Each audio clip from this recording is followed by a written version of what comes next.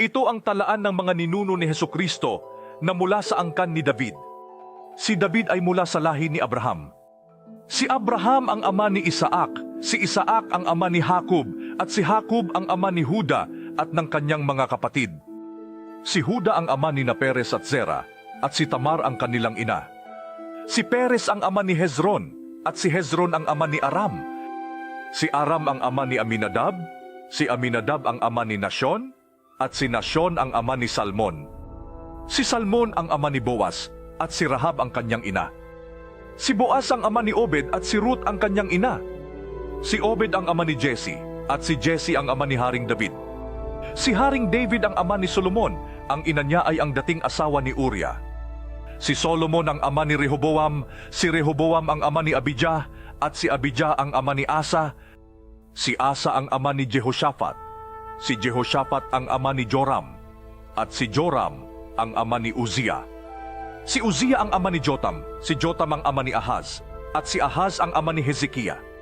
Si Hezekiah ang ama ni Manase, si Manase ang ama ni Amos, si Amos ang ama ni Josiah, at si Josiah ang ama ni Jeconiah at ng kanyang mga kapatid.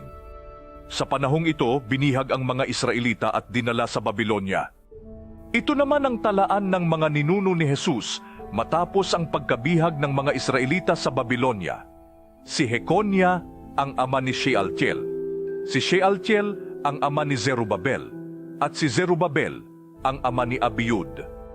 Si Abiud ang ama ni Eliakim, si Eliakim ang ama ni Azor, at si Azor ang ama ni Zadok. Si Zadok ang ama ni Akim, si Akim ang ama ni Eliud, at si Eliud ang ama ni Eleazar. Si Eleazar ang ama ni Matan, si Matan ang ama ni Jacob, at si Jacob ang ama ni Jose na ang asaway si Maria.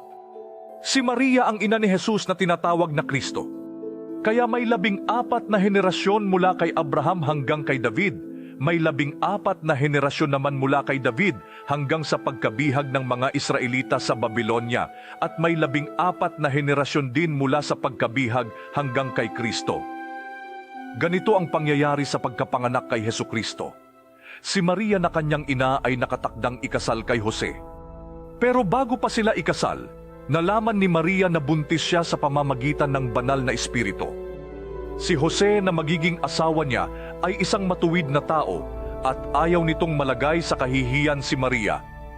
Kaya ipinasya niyang hiwalayan na lang si Maria ng palihim. Habang pinag-iisipan ito ni Jose, nagpakita sa kanya sa panaginip ang isang anghel ng Panginoon at nagsabi, "Jose, na mula sa angkan ni David, huwag kang matakot na pakasalan si Maria dahil ang pagbubuntis niya'y sa pamamagitan ng banal na espiritu. Manganganak siya ng isang lalaki at papangalanan mo siyang Jesus dahil ililigtas niya ang kanyang bayan sa kanilang mga kasalanan." Nangyari ang lahat ng ito upang matupad ang sinabi ng Panginoon sa pamamagitan ng propeta.